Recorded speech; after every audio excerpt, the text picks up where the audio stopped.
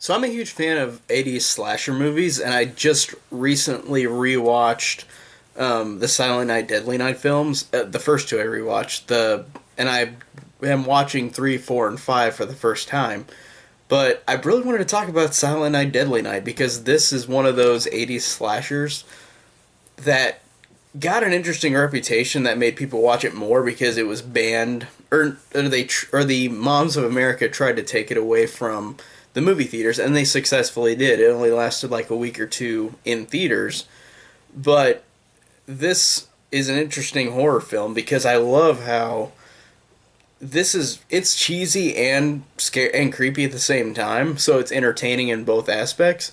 But I really love how this movie is one of those horror movies slashers that really focuses on the character, like the main character. I really love how you actually feel sympathy for Billy, this the main character of this movie, because the movie, if you don't know, is about a young adult who goes crazy and starts killing people in a Santa outfit.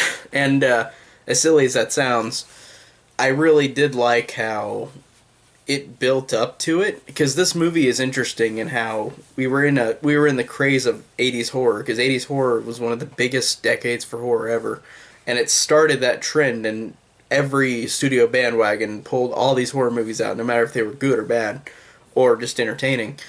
And Silent Night, Deadly Night came out in 1984, right whenever Nightmare on Elm Street came out too. I think it came out the same week and outgrossed it for the 1 week until it was pulled from theaters.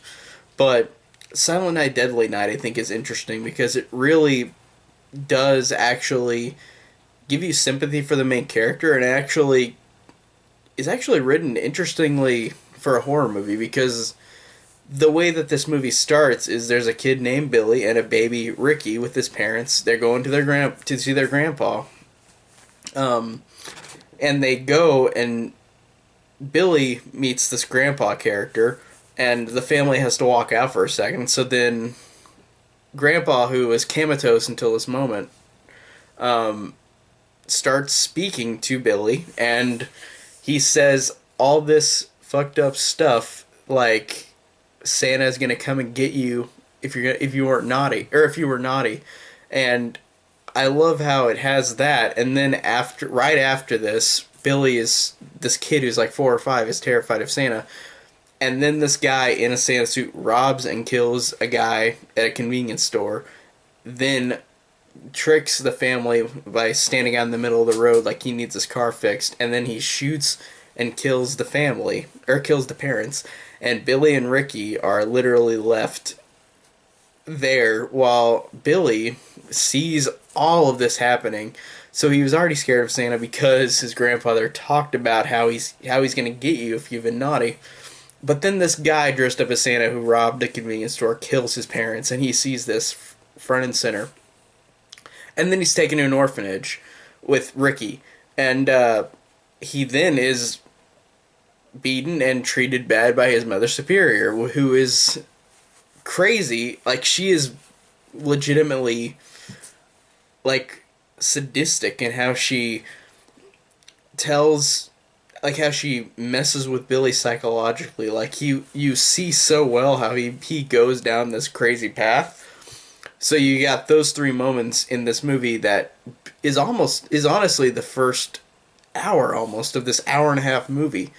So I really love how this builds up to the carnage, like in a slasher movie is what you really want. Like, you just want the fun carnage. But I loved how this guy who wrote this really had the balls to actually make the first hour of the movie pretty much just building up to this. And it's not like some of the other slashers, which, even if I like them, they do kind of just boom, you're into slashing. You're not into like any plot. And I liked how this really had plot to it. This one is really, honestly, as a horror slasher movie, it's pretty underrated because it does do some interesting things with building up this character to become this sadistic killer. And I really liked how you see the transition, and it works really well. Because you see him as like a 4 or 5 year old, then as like a 10 year old, and then as an 18 year old whenever he goes in the carnage.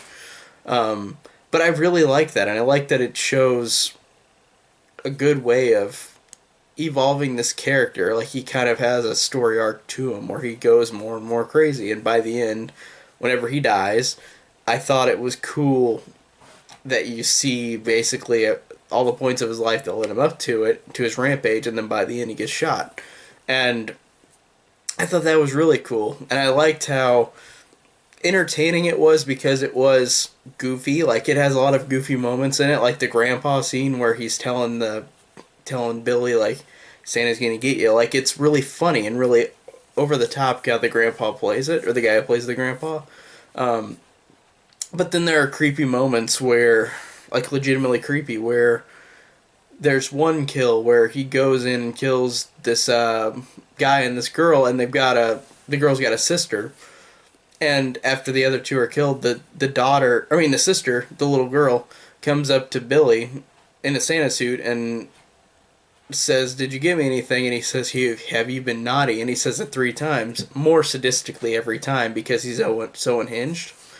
And I liked whenever she kept saying no every time, like I haven't been naughty. He gives her literally a box cutter that he has used to stab or slit a throat with, and I love how the movie does that in a creepy way. Like he gives that to a little girl. That's really disturbing.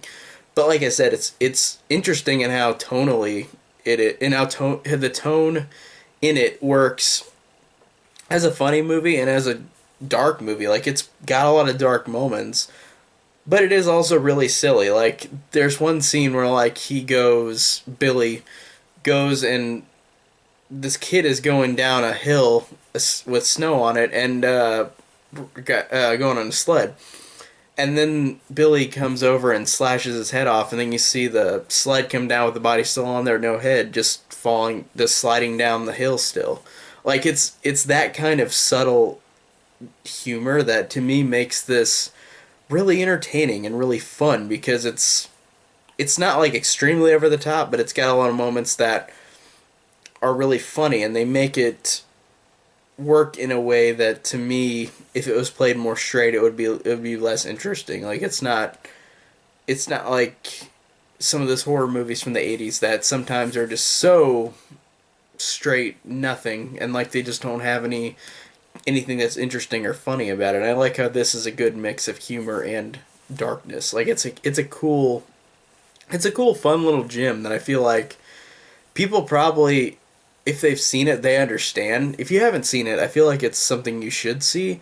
If you like horror movies, slasher movies, like I think this is a fun one. This one's very entertaining, and these characters to me are fun, and they've actually got a plot to them, and I think that that's cool in this kind of movie, in a slasher movie, because usually it's just there for you to watch people get slashed, and I think that that's fun too. But I like this and how it really tried to be something a little different than the typical one. And I'm glad that they did because they wanted to make another franchise since there were a lot of franchises coming out. And TriStar, which was just founded, I think, before this, wanted to have their own franchise because, like, Universal had, like, Halloween, and then Friday the 13th was Paramount, and New Line was Nightmare on Elm Street. And so they had all these franchises in each movie company coming out. So I like that TriStar tried this, but then it ultimately failed in a way. Like, we got 4 sequels to this, but it failed in a way in the theater, definitely. It was only out for a couple weeks, but then home video, it really sprung and became something popular and a cult following. But this one I really do recommend. I think it's fun and entertaining, and it has a great twisted sense of humor to it. So I think it's really interesting to watch, and I do enjoy watching it every time. So, but I really like this movie. But that's pretty much it. I think that's all I could cover on it. But thanks guys so much for watching. I'll talk about the second one next. I'm not really excited about it, but the second one's up next. Thanks for watching.